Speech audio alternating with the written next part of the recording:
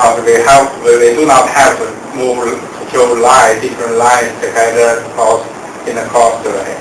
So it might be easier to describe equations like this.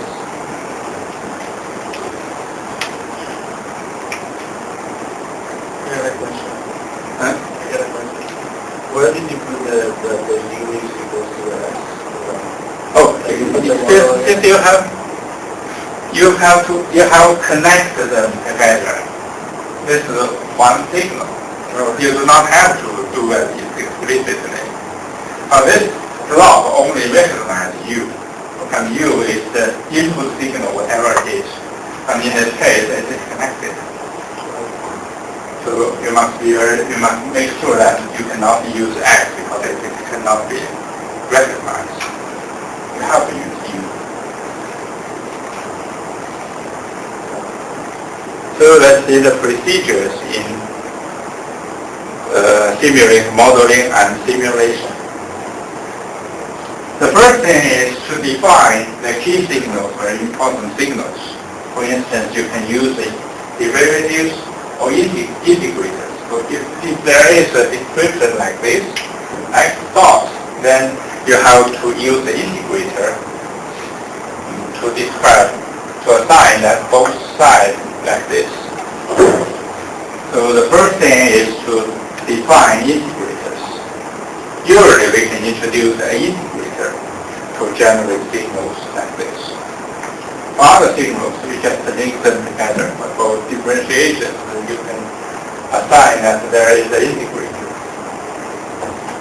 So this one is quite crucial. Once you have the key signals, then you can connect the signal together. And before that, you have to open a blank model by using here, File, New, Model. I used the other one already, and I think this time we have to use New Model to create a blank model. Then you can copy the blocks to this model.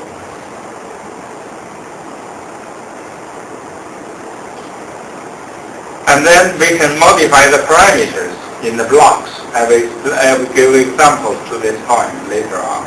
And then you can link the models together, link the blocks together to form the closed loop system. And then, once you have done all this, what you can then perform simulation by clicking the icon here. You can start simulation, or you can start simulation with the use of metric commands.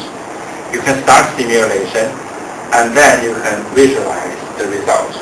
If you can append a scope after the system, then you can visualize the results. And the most important thing, again, is you have to validate the results. I will explain that point later on to you. So these are the procedures. And for our example here, what we need to do is to click Start Simulation icon. And you see that simulation is completed. In this block diagram, we didn't use a scope. If you use scope, you can open the scope and visualize the results.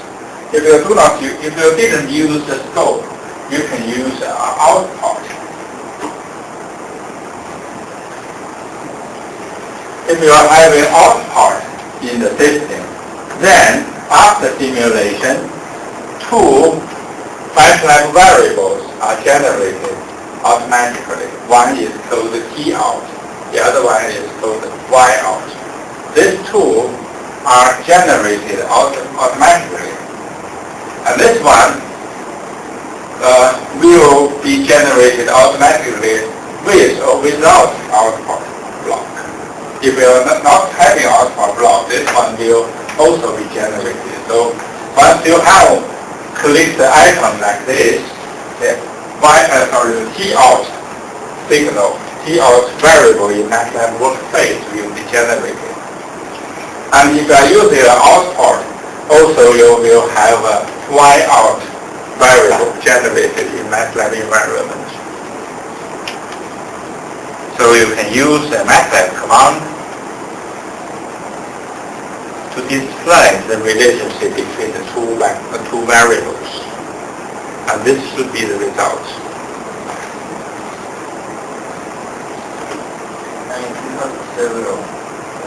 If you have several, then also Y out will be generated. However, Y out will be a matrix. I will explain that once. For instance, if you have output here and output there, where this is a vector of 2, this is a vector of 3. I mean the same, okay. So you have still the Y out matrix, it is a matrix. Then the first 2 columns will be the output signal here, because it is a vector. If it is a signal, a scalar signal, then there is a vector there. If it is a vector, then there should be a matrix of 2 columns. And then this one have a 3 columns, so we have n7a2 matrix in this case. It is arranged automatically according to the numbers there.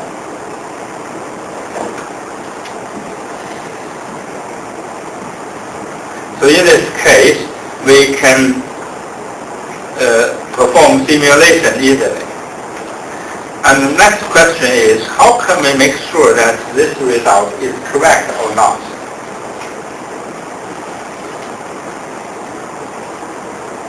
So let's go back to the simulation block diagram and click simulation and then configuration parameters.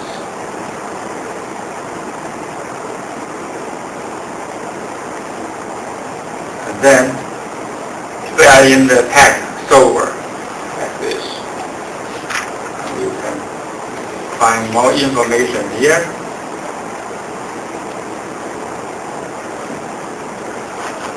In the solver, you will see that we have different selections of algorithms and different ways of calculation. For instance, we can use variable step size solver, and we can use also fixed step